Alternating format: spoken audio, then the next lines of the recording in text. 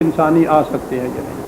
چل بھائی چلے ہوئے ہیں، کتابوں پہ کتابیں لکھی جا رہی ہیں، تفسیروں پہ تفسیریں لکھی جا رہی ہیں۔ میں کہتا ہوں اگر یہ چیز آپ کوئی مان لے کہ جی چلیے ملائکہ، کیا فرق پڑا اس کے دین پر، اس کے ایمان پر؟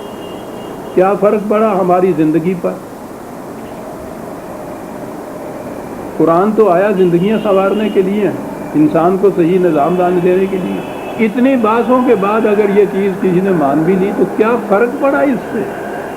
ہمارا ایمان یہ ہے کہ خدا نے کہا ہے، ہمارے فرستادہ تھے، بھیجے ہوئے تھے، قاصد تھے، پیغامبر تھے، وہ گئے تھے، اللہ اللہ خیر سن، اس سے زیادہ تو وہ پوچھے گا ہی نہیں سر۔ لیکن نہیں، قرآن کہتا ہے کہ تم سے پوچھیں گے ہی نہیں ان چیزوں کے متعلق۔ یہ کہتے ہیں صاحب اتبار کی آؤٹ آف دی ٹیکسٹ جو آتے ہیں نا کویسچن امتحان میں لڑکوں کو، پھر ایجیٹیشنیں ہوتی ہیں اس کے بعد کہ وہ یہ پوچھ بیٹھے، تو ہمیں اپنی طرف سے تو تیاری کر کے جانا چاہیے نا۔ یہ تیاری ہو رہی ہے اس جواب دینے کی جو پوچھا ہی نہیں جائے گا۔ یہ عزیزان من آج ہم اس چیز کو کوئی تھوڑا سا مذاق کے طور پہ لیتے ہیں کہ یہ پھر یہ 1000 برس تک ہوتا کیا رہا؟ بات بڑی سہل ہے۔ یہ ملوکیت کا نتیجہ تھا کہ جتنے معاملات تھے وہ تو سارے رکھ لیے بادشاہ نے اپنے ہاتھ میں۔ انہیں ضرورت تھی مذہبی پیشواؤں کے گروپ کو ساتھ رکھنے کی، یہ بڑا کام دیتے ہیں، ساتھ تو ان کو رکھ لیا، وظائف ان کے لگ گئے، کھانے کو مل گیا، اب یہ کرے کیا؟ پھر وہی پنجابی کا محاورہ کہوں کہ ویلی جٹی ان ویلے، انہوں ویلنا دیتا چھوٹا جہا تے نال ان دے دی، اس کپاہ تھے کوئی ویلے ان ویل دے رہے 1000 برس۔ یہ آپ کے ہاں لائبریریوں پہ لائبریریاں بھری ہوئی ہیں کتابوں سے عزیزان من، ختم ہی نہیں ہوتی، اتنی ہیں اس 1000 برس میں۔ اور ان میں دیکھو تو جو سارا کچھ جو ہے ایک بڑے ماں نظر نہیں کہتے ہوتا، ساری ان نہیں ویلی ہوئی ہے۔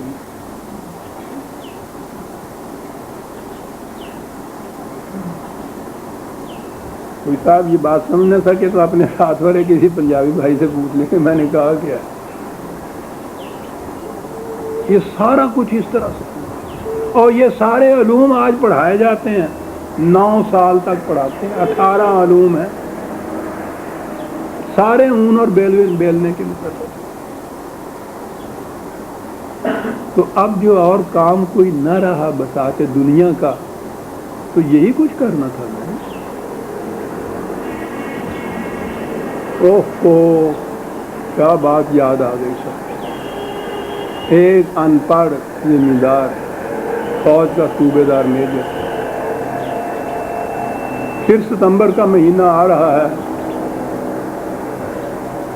پھر سن 65 کی جنگ یاد آ رہی ہے، جسے اس قوم نے، ناشکری قوم نے اس طرح سے فراموش کیا ہے، اور خود بھگت رہے ہیں پھر کہ وہ بلبلی باقی نہیں رہے۔ اس جنگ کے بعد میں ان میدانوں کو دیکھنے کے لیے گیا تھا جہاں ان شہداء کے خون اس مٹی میں ملے ہوئے تھے۔ میں نے ان کا پھر طلوع اسلام میں ہر میدان کا ذکر کیا تھا۔ پاکستان کی نئی زیارت گاہیں طلوع اسلام میں خیم کرم کے مقام پہ میں گیا، وہاں ویسے تو صلح ہو چکی ہوئی تھی، جنگ اس وقت تو نہیں تھی، لیکن ابھی میں نے دیکھا کہ خیم کند ہم نے ہندوؤں سے فتح کیا تھا۔ وہاں اس کنارے کے اوپر ایک سپاہیوں کی ٹکڑی اور اس کا ایک کمانڈر، وہ صوبے دار میجر سا تھا، دوسری طرف سامنے ہندوؤں کی بھی اتنی تھی، لیکن جنگ نہیں تھی۔ تو میں ان سب سے باتیں کرتا تھا۔ یہ بڑی مارکے کی جنگ تھی جو خیم کرن میں لڑی گئی تھی، اور یہ کہا گیا تھا کہ 3 دن اور 3 راتیں مسلسل 1 منٹ کے وقفہ کے بغیر یہ جنگ انہوں نے لڑی تھی ان سپاہیوں۔ تو میں نے پوچھا کہ یہ اس میں آپ اور آپ کے سپاہی تھے وہ 3 دن کی؟ کہنے لگے جی ہاں ہم ہی تھے وہ. تو یوں ہی میں نے پوچھ لیا کہ 3 دن 3 راتیں آپ لڑتے رہے تو کچھ کھانے پینے کا کیا اس دوران میں تھا؟ عزیزہ نے مان اس ان پڑھ صوبے دار میجر سپاہی نے مجھ سے کہا شپت ماری میرے منہ پہ. کہنے لگا میاں صاحب یہ کھان پین دے کام ویلیاں دے ہوندے ہیں. اللہ اکبر. ارسطو بھی یہ بات نہیں کہہ سکتا جو وہ 2 لفظوں میں بات کہہ گیا. یہ کام ویلیاں دے ہوندے.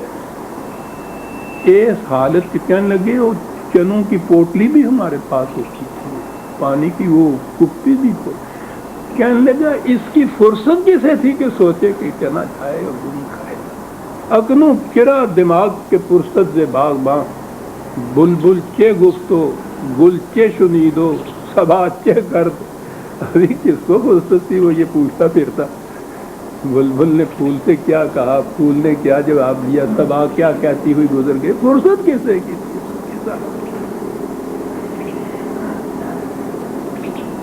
کہ ویلے سن جنہوں نے سارا کچھ اور الجھا دیا ہم کو انہی باسوں کے اندر. سارے علوم جو آپ پڑھائے جا رہے ہیں جن کے بعد یہ فارغ التحصیل ہو کر عالم کا درجہ لیتے ہیں وہ یہ تعلیم ہوتی ہے, یہ باسیں ہوتی ہیں جو انہوں نے پڑھی ہوئی ہے. ہمارے لیے اتنا ہی کافی ہے کہ قرآن کریم نے کہا ہے کہ ہمارے بھیجے ہوئے فرستادہ تھے. ٹھیک ہے جی, خدا کے فرستادہ تھے, انہوں نے یہ بات وہاں کہی تھی اور خدا نے کہا ہے کہ وہ بشارت ہم نے دی تھی اور ہم جانتے تھے کہ کیا نقصہ اور حکیم تھے. کہا کالا فما خطبکم ایھا المرسلون. دیکھیے مرسلون کا لفظ قرآن دے رہا ہے خدا کے بھیجے ہوئے قاصدو, تم کس مشن پہ آئے ہو؟ محض مجھے ملنے کے لیے, مجھ سے ملنے کے لیے آئے ہو؟ کہنے لگے نہیں. قالوا انا ارسلنا الى قوم مجرمین لنرسل علیہم حجارۃ من طین مسومۃ عند ربک للمسرفین. کہا کہ ہم وہ حضرت لوط علیہ السلام کی طرف جا رہے ہیں یا قوم لوط کی بستیوں کی طرف جا رہے ہیں. وہ انسانیت سوز جرم میں حد سے بڑھ گئی ہے. آپ کو معلوم ہے قرآن نے اسے لواطت کہتے ہیں, اور میں نے کہا تھا کہ اب یہ لفظ ہمیں استعمال نہیں کرنا چاہیے کہ حضرت لوط کی طرف ذہن چلا جاتا ہے. ہومو سیکشویلٹی, تو ان کی تباہی کے دن آ گئے ہوئے, پتھروں کی بارش ہو گئی ان کے اوپر آسمان سے.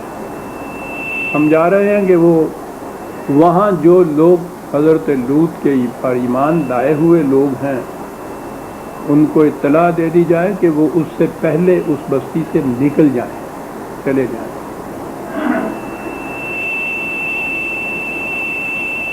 میرا خیال ہے کہ آگے جو ذکر آتا ہے مختلف قوموں کا, وہاں تک پہنچنے کے بعد میں یہ عرض کروں گا کہ یہ اس کا کیا تعلق تھا اس چیز کا. فلاں قوم نے اس قسم کے جرائم کیے, جھکڑ آیا تباہ ہو گئے. فلاں نے اس قسم کے لیے سیلاب آیا وہ تباہ ہو گئے. فلاں نے ایسا کیا زلزلہ آیا تباہ ہو گئے. ان دونوں میں تعلق کیا تھا؟ یعنی ان کے ان اخلاقی جرائم کا یا مذموم حرکات کا اور جس طریق سے وہ تباہ ہوئے ہیں ان کا.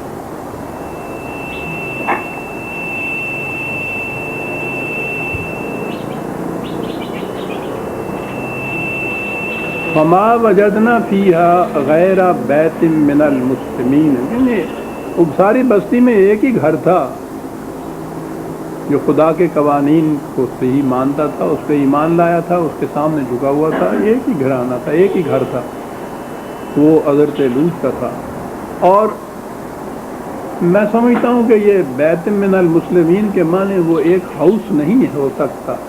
یہی ہے کہ وہ ایک مرکز, ایک گھرانہ, ایک خاندان.